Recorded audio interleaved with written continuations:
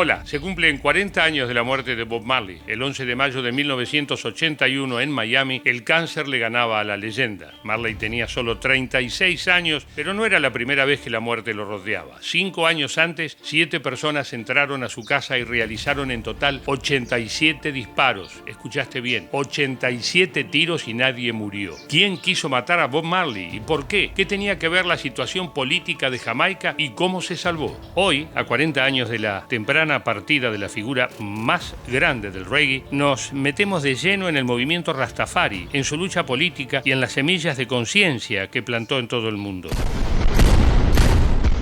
Entertainer and reggae star Bob Marley, Rita Marley, and the manager of the Wailers, Don Taylor, are now patients in the University Hospital after receiving gunshot wounds during a shooting incident tonight. Robert Nesta Marley nació el 6 de febrero de 1945 en Nine Mile, un poblado a 3 horas de Kingston, capital de Jamaica. Nunca fue aceptado por la familia de su padre, integrada por gente de clase alta, de origen inglés, que no quería a un niño mestizo. Esta huella lo iba a acompañar toda su vida. La lucha por el reconocimiento de las personas afrodescendientes sería una de sus grandes banderas. Bob Marley dejó sus vivencias personales y las de su pueblo estampadas en sus temas. Su música de protesta estaba lejos de ser pasiva. Sus canciones fueron siempre un llamado a la toma de conciencia por parte de quienes estaban siendo oprimidos. Todo atravesado por el mensaje espiritual de la religión Rastafari que él iba a expandir por todo el mundo.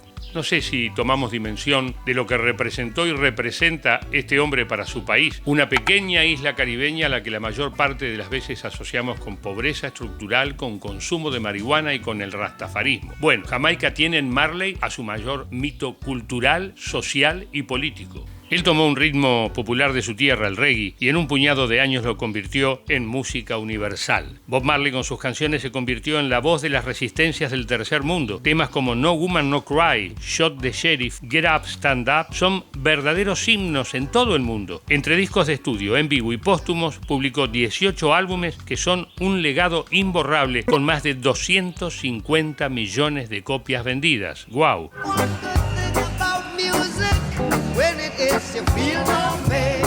El Rastafari es un movimiento espiritual surgido en los años 30 en los barrios marginales de Kingston, capital de Jamaica, y en algunos sectores rurales cercanos.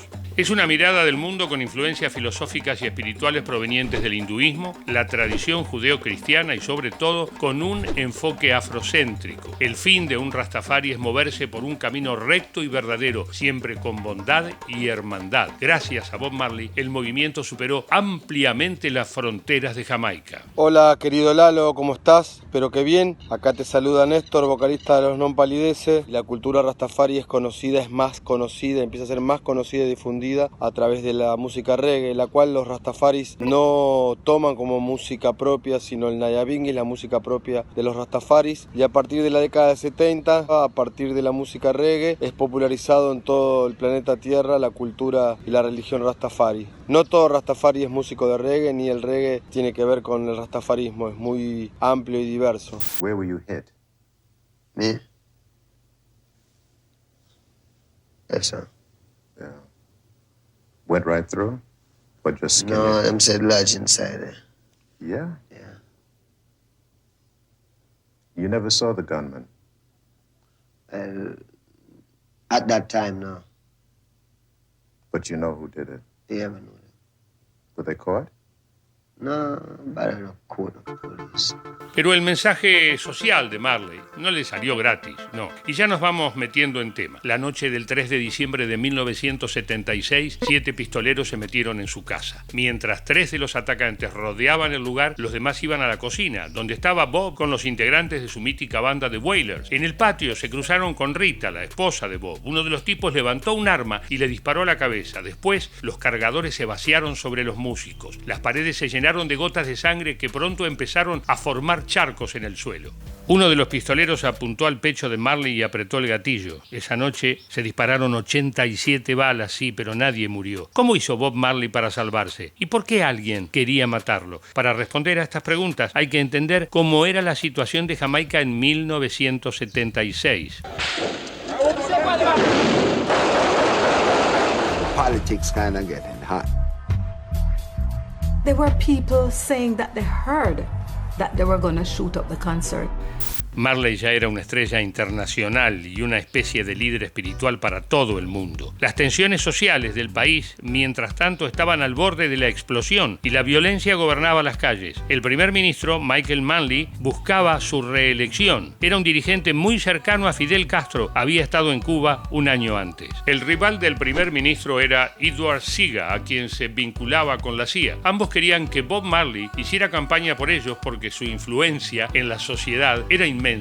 La violencia era tan grande en el país que todos los sectores pensaban que Bob era el único que podía unir los bandos. Finalmente el gobierno convenció al artista para que fuera parte de un concierto gratuito en Kingston. La idea era que el show ayudara a calmar los ánimos de una población cansada de la pobreza y la violencia. El evento se programó para el 5 de diciembre con el nombre de Smile Jamaica, Sonríe Jamaica. Pero entonces el primer ministro adelantó las elecciones para el 15 de diciembre y la cercanía entre las fechas hizo que se asociara Bob Marley con la campaña del oficialismo. Bob empezó a recibir muchas amenazas de muerte, pero él decidió seguir adelante con el concierto. Para protegerlo se dispuso la presencia de 2 policías en la puerta de su casa, que además funcionaba como la sala de ensayo de The Wailers. Pero 2 días antes del show, la noche del 3 de diciembre, los 7 pistoleros entraron a su propiedad sin que nadie los frenara. Curiosamente, los policías asignados no estaban en sus puestos. Imagínate la escena. Entran 7 tipos a una casa llena de gente y empiezan a repartir tiros para todos lados. Pum por acá, pum para allá, pam, pam, pam, y así. El disparo que le hicieron a Marley le rozó el pecho y terminó incrustado en su brazo izquierdo. Don Taylor, su manager, se tiró sobre él y lo salvó. Taylor recibió 5 tiros en el abdomen, pero sobrevivió. Más increíble fue el caso de Rita, la esposa de Bob. La bala quedó atrapada entre su cuero cabelludo y el cráneo y no la lastimó. Returning to Jamaica.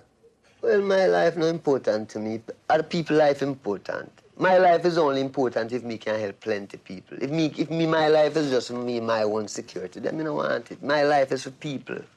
That's where me is. Bob Marley siempre dijo que lo había salvado el espíritu de Haile Selassie, el emperador de Etiopía, fallecido el año anterior, y que los rastafaris consideran la reencarnación de Dios en la tierra. Después de la balacera, los atacantes se fugaron y nunca fueron capturados ni se supo nada de ellos. Nunca. Rarísimo, ¿no? Mucha gente atribuyó el ataque a la CIA, pero la verdad jamás se supo. 2 días después, y tal como estaba programado, el músico actuó durante 90 minutos en el concierto Smile Jamaica. No solo eso, además logró lo que nadie había logrado antes.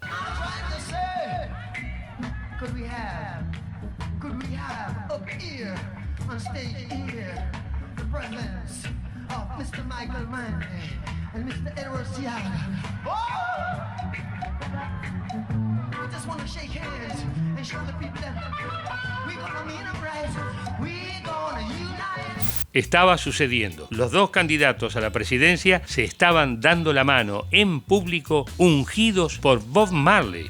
¿Sabías que durante mucho tiempo se dijo que el fútbol lo mató a Bob Marley? Dame un ratito que te lo cuento.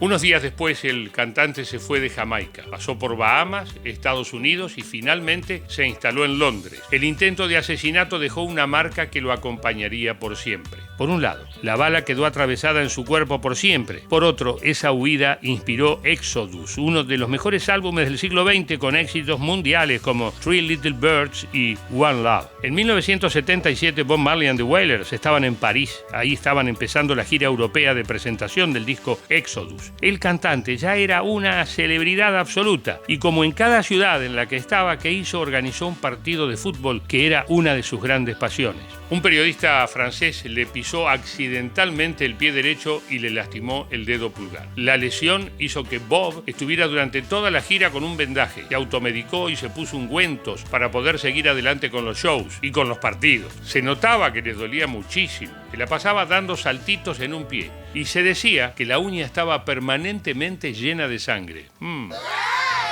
Finalmente tuvieron que operarlo. Fue en 1978 en Miami. Gracias al pisotón, los médicos le detectaron un tipo de melanoma maligno. Le plantearon la posibilidad de amputar el dedo. Marley se negó, así que le hicieron un injerto con piel de su propio muslo y mejoró nomás. Mejoró. Y hasta pudo volver a jugar al fútbol, pero estaba enfermo y ya todo era escapar hacia adelante.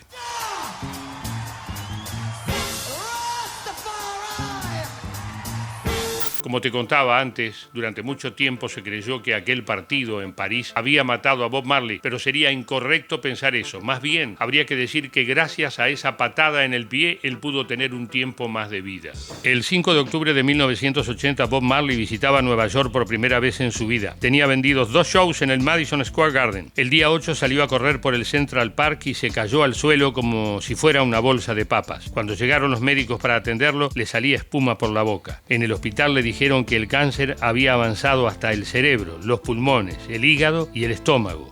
Iba a vivir otros 7 meses. Según testimonios de sus músicos y sus amigos, cada vez que se sentía un poco mejor, salía a caminar y pateaba alguna pelota. El 11 de mayo, a los 36 años, murió en un hospital de Miami. Sus restos fueron llevados a Jamaica. Se cree que asistieron más de 1 millón de personas.